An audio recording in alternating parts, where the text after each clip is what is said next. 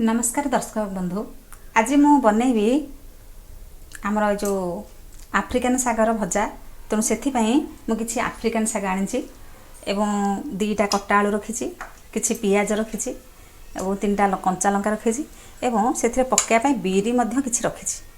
आम तो सबुदिन साग भाजुचे कि आज गोटे नुआ मेथड रे साग भाजी। यही साग आमर खाइले हार्ट पर बहुत उपयोगी। तो ये साग गुड़ा को लेकिन भल कि चुने की काटिदेवा।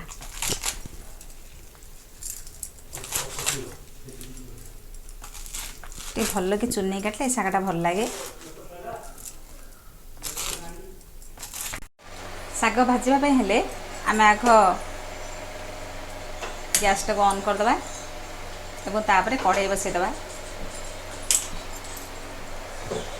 गैस ऑन पर कड़ाईटा ताती जाऊ। कड़ाई 2 चामच तेल पकईदे।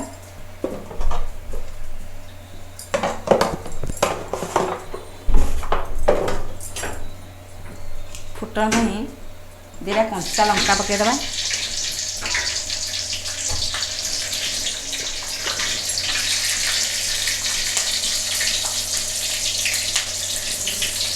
दो चामच सोरिष पकईदे।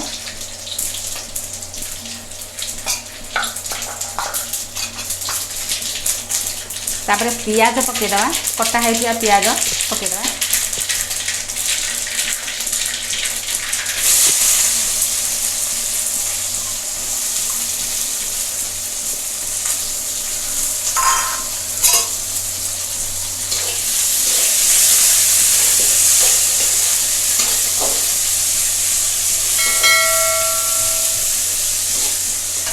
पियाज टिके हे आसिले कटा है आलू को पकईदे।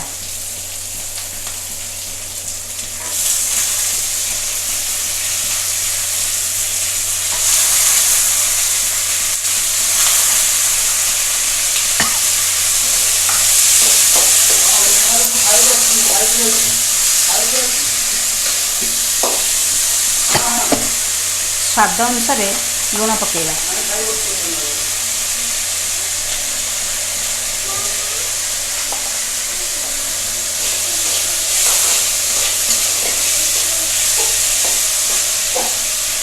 आलू टे 2 मिनट हो गले आम साग को आफ्रिकान साग को पकईदे। ये आफ्रिकान साग विशेषतः जो मैंने हार्ट रोगी से बहुत उपयोगी होता है। तेणु ये सागटी आमर भुवनेश्वर जो आम भौणी थे बारी ये गछ आसी बाईरे लगे। ये साग खाइबा को बहुत भल लगे। आलू तो आउ टिके हम आलू पियाज टिके आ 2 मिनट हो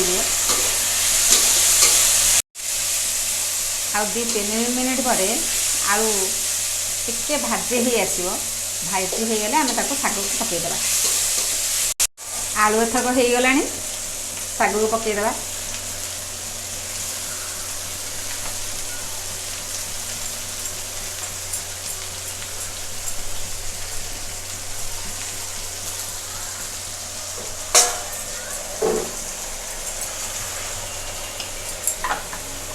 टिके अल्प पानी देदेबा ना यहाँ सुखिला साग होता है।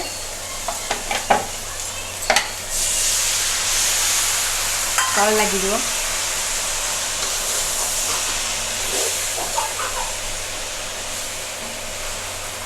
बर्तमान साग हो साग भाजी हो से समय बिरीटा को भाजी दूची तावा बसैकी।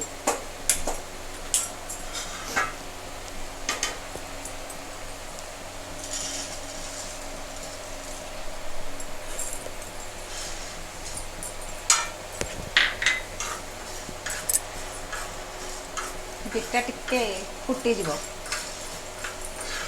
बिरीटा भाजी हेले तो आम गुंड करके पकेगा।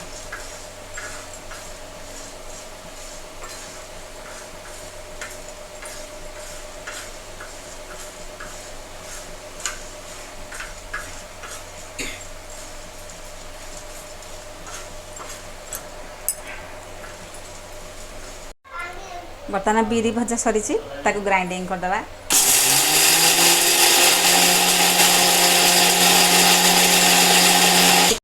बिरी गुंड बर्तमान होगला एथर शाग तो हो गला एथरक आम पकईदे शाग भजारे। देखो शाग बर्तमान रेडी खाली पकईकी ओल्हेबा बेसी समय रखानी।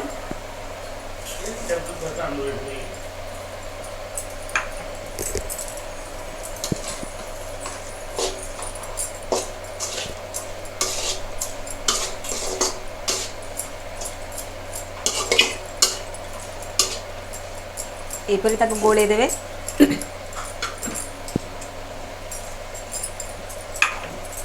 बर्तमान आम बिरी एवं आफ्रिकान शाग भजा रेडी। ताको एथरक गैस टाक आम ऑन करदे ऑफ करदे। एपरी घरे शाग भाजिबे बिरी गुंड पकईकी किपरि लागुची कमेंट प्रदान करेंगे एवं मो चैनल को सब्सक्राइब करेंगे, लाइक करेंगे और शेयर करेंगे। धन्यवाद। रोज।